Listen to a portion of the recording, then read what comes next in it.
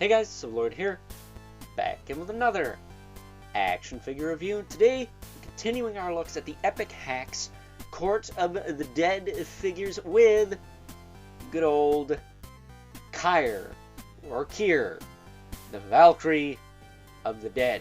This, of course, brought to us by the fine folks over at Boss Fight Studios, as well as Sideshow Collectibles, who created these Court of the Dead characters. And I neglected to mention in my Deathmaster the Underworld video, if you're familiar with, I think it's TB League, or TB Leagues, I forget exactly what they're called, but they make the anatomically correct silicone figures with the metal skeleton. I believe they made this character, or a character like her, and she had squishy boobies. I know because a friend of mine had one.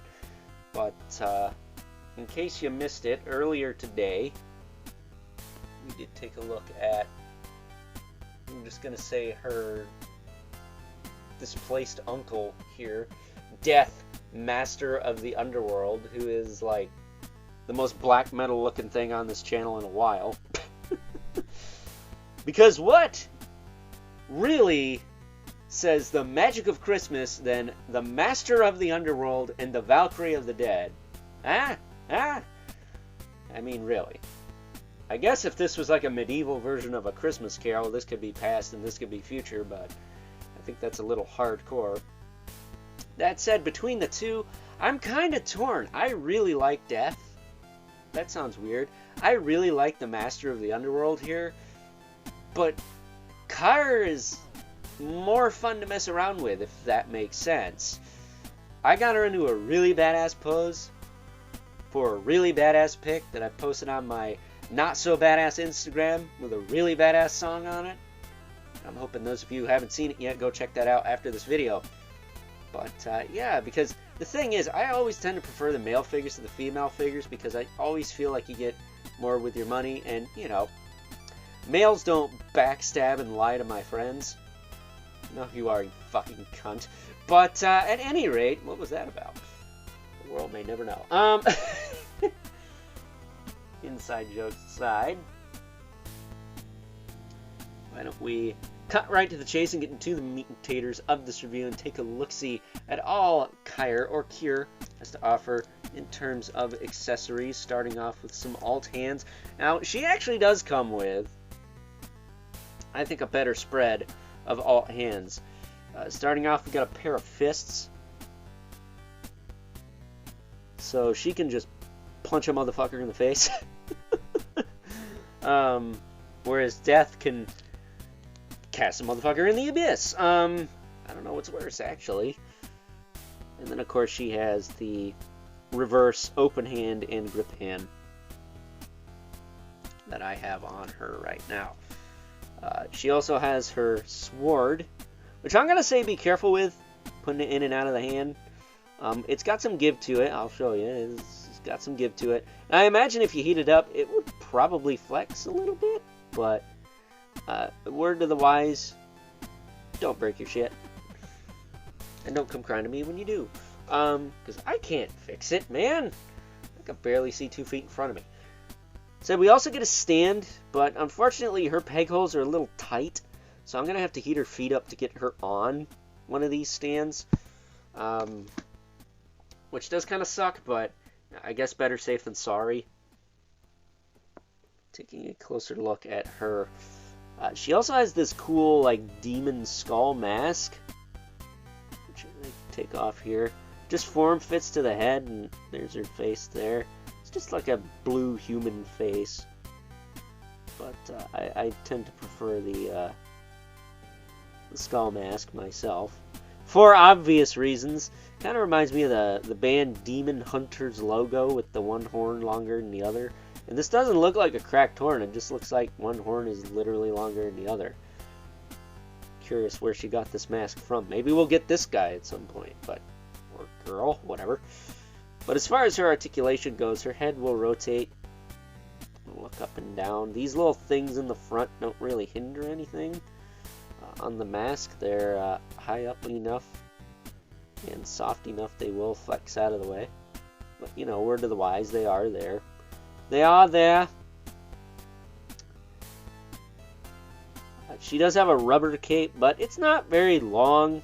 I would have preferred a soft goods one too, but it's not long, and it's soft enough. It doesn't really impede much articulation other than her shoulders here, which can pop up about this high with the cape on, and it doesn't look too bad like that. Looks pretty natural to me. She doesn't really appear to have a butterfly joint, but I honestly can't tell. I think she's got a tiny one. It doesn't move a lot, but it does feel like it does wiggle back and forth a little bit. She's got rotation in the shoulder, swivel in the bicep, double elbow. So that's just like one joint. You get more out of that than a lot of double joints, but bending this, then this, you can see she can crunch up really well. And the joints are pretty clean. They're not the best maybe, but they're clean enough. And then she does have a hinge swivel wrist. The appropriate hinge for holding weapons again. Not the tightest wrist, but the weapon's not the heaviest thing either, so that's not really bothering me. The waist will turn.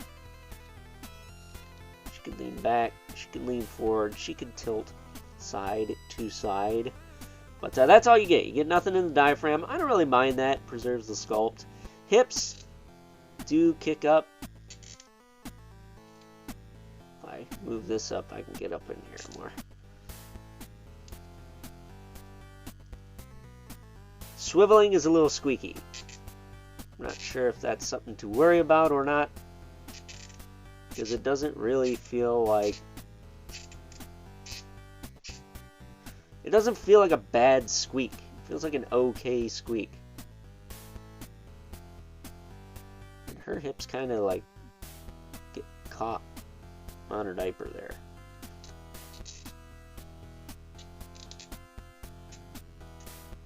Well, her diaper doesn't really go over her hips. That's very strange. The diaper could go down more, but I guess they cut it so you can actually get the hips up. Yeah, you can hear that. I might put a dab of soap in there. Try and get rid of that squeaky sound, because it is kind of nerve-wracking, but she can kick out about that far.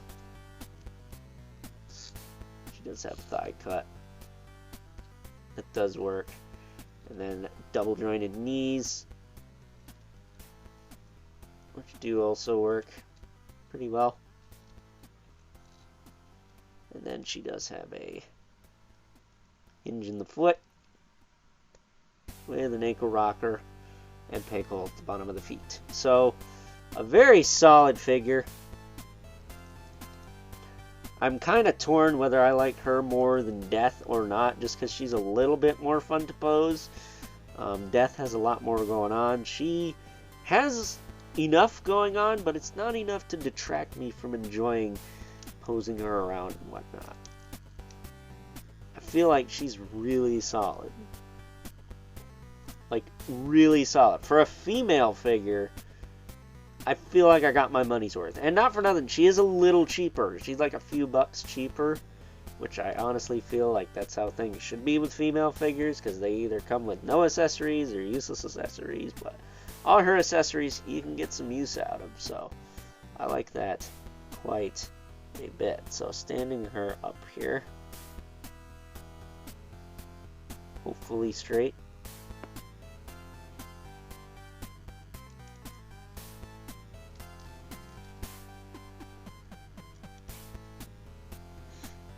Hopefully straight. There we go. That's a little better. That one horn is definitely throwing me off as to how straight she is.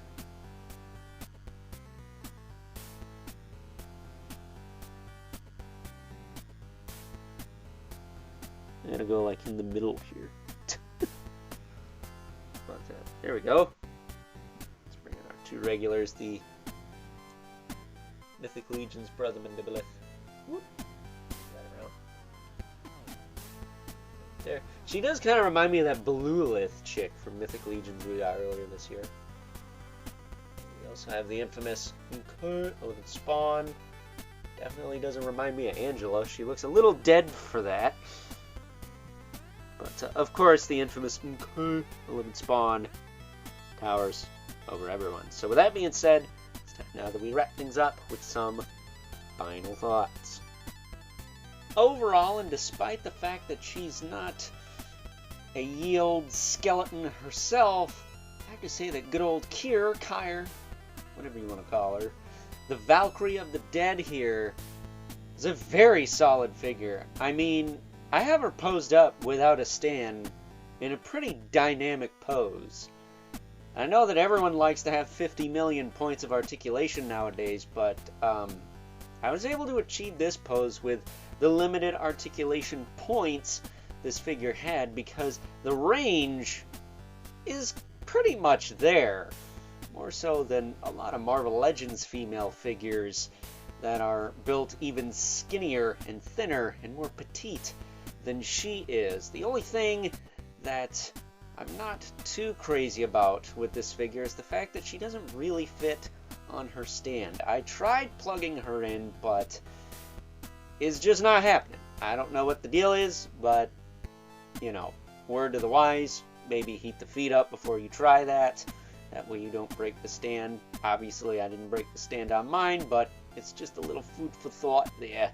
Speaking of which, I would also be careful with that sword. Popping it in and out of her hand. She does have relatively soft hands, but better to be safe than sorry, I always say. So, with that being said, hope you guys enjoyed this review. Until next time, I'll catch you guys later.